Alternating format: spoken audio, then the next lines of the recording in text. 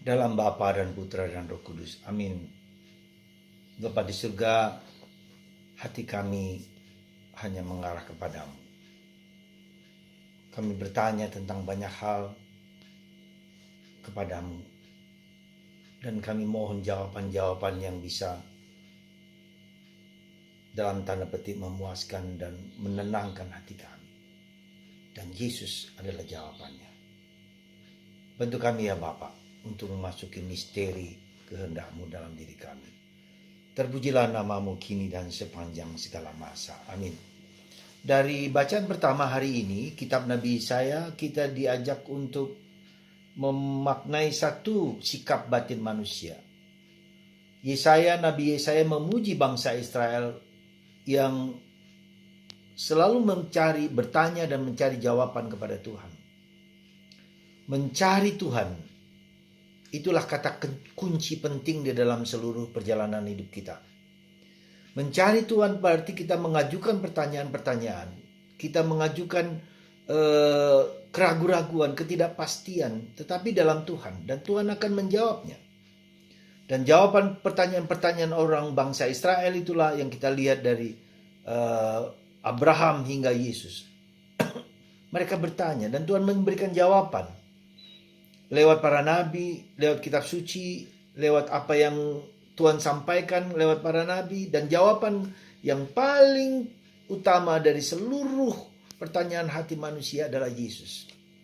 Yesus merupakan jawaban dari pertanyaan dan kerinduan hati manusia akan kepenuhan, akan rahmat, akan kasih.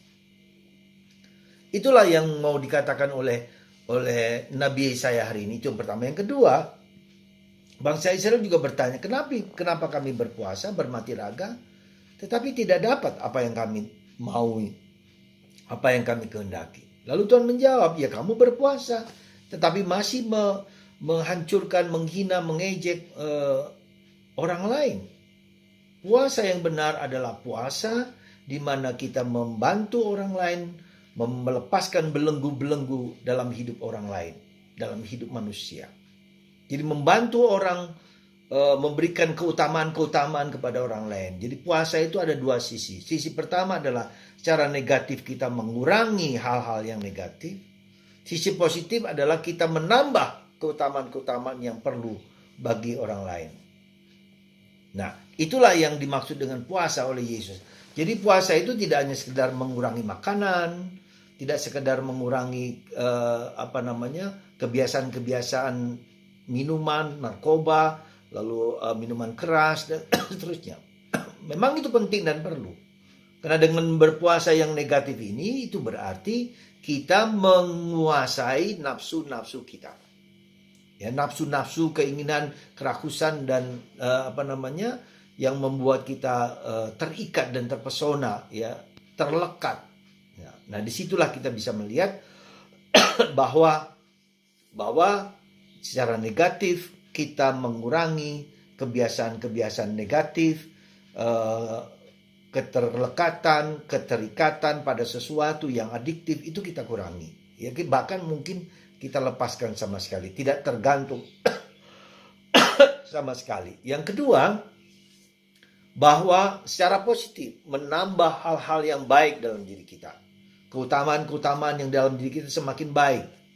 Ya, itu yang dua sisi dari puasa yang penting dan perlu. Nah, tapi ada satu sisi lain yang perlu kita renungkan adalah ketika Yesus ditanya oleh murid-murid Yohanes, kami berpuasa. Dan orang-orang Saduki, Farisi juga berpuasa. Kenapa muridmu tidak berpuasa? Ini jawaban yang di atas yang pertama tadi yang negatif dan positif. Bagaimana kita sebut di atas ini? Nah, begini.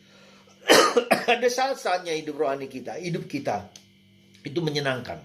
Ada saat-saatnya kita juga hidup doa menyenangkan, semua smooth, segala macam.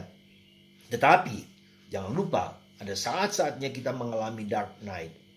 Ada saat-saatnya kita merasakan bahwa Tuhan seperti tidak adil dalam diri kita. Dan itu bisa kita lihat di dalam pengalaman-pengalaman para rasul. Ketika mereka di atas kapal ada badai api. Ya, dan Yesus tidur. Nah, saat-saat seperti malam gelap, kekeringan, kebosanan, ke masalah-masalah kehidupan, disitulah saatnya kita berpuasa.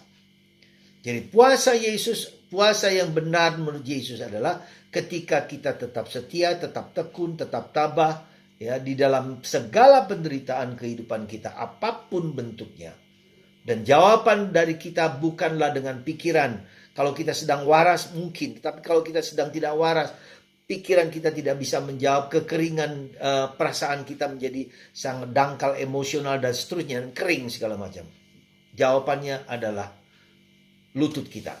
Kita hanya bersujud, kita hanya tunduk, kita hanya meluangkan waktu di hadapan Tuhan dan menyerahkan segala sesuatu kepada Tuhan. Dan itulah yang dilakukan oleh Yesus ketika di Taman Getsemani. Dia akan berhadapan dengan penderitaan, dia bersujud, dia berlutut di hadapan Tuhan dan berseru kepada Tuhan, ya Bapa, kalau boleh piala ini berlalu daripadaku, bila tidak, biarlah itu terjadi. Dan itulah saudaraku terkasih, puasa yang punya makna lebih dalam, punya makna yang lebih tinggi, ya. Pikiran kita, perasaan kita, emosi kita tidak berjalan sama sekali. Lalu kita tunduk, kita sujud dengan lutut kita. Dan kedua, bersujud tunduk dengan rosario. Nah, jadi inilah rosario, kekuatan kita ketika kita tidak dapat mengalahkan sesuatu. Larilah ke dalam rosario. Atau kalau Anda di gereja, pergilah ke ruang adorasi, duduklah di situ, bersimpulah di situ, dan membiarkan Tuhan mengambil alih problem hidup kita.